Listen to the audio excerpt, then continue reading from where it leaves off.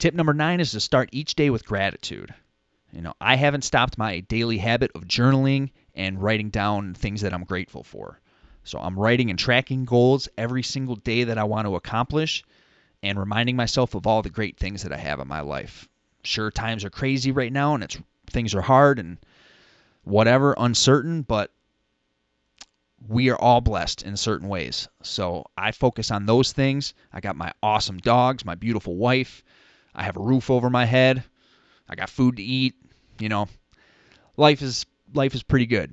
Life is so f***ing good. How do I look? There's really no room for negativity when you start from a place of gratitude, so I highly recommend journaling if that's something that you're not currently doing. Finally, tip number 10 is one of the very best things that you can do during this time is to stay positive.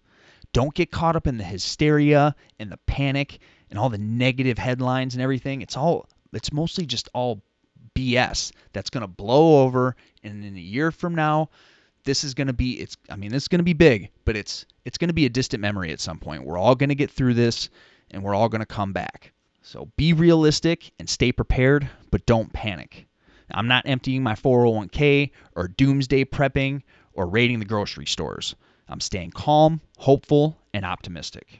Part of the reason everybody's so panicked right now is because they're too busy listening to the news and listening to their social media feed. But forget about that stuff.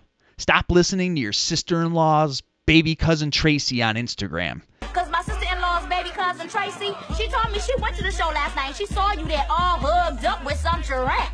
And believe me, I can think negatively and dwell on every headline just like anybody else, but I just choose not to. I do have to think about, how am I going to support my family and what happens if a friend or family member gets sick. I'm human and fight uncertainty every single day, just like everybody else. When I was 5 years old, my mom passed away, and I was terrified every day that my dad was going to die. It was hard. I was only 5, so I don't really remember my mom much, but at that time in my mind, my dad was all I had. And if I lost him, it would just crush my whole world. So that was hard. And then when I was 13 years old, my dad woke me up out of a dead sleep to tell me that my older brother Jason had passed away. Again, my world was completely devastated. So 2 traumatic things like that early on in my life, it's been ingrained in me to kind of start with the worst case scenario and work my way backward from there. So I understand the feeling of uncertainty and fear, but that doesn't mean that I just dwell on the negative. I believe I'm a very positive, upbeat person.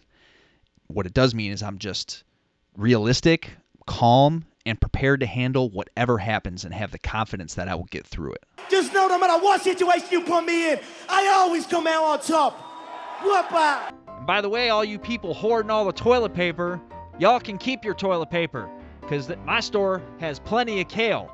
I haven't had no trouble getting kale.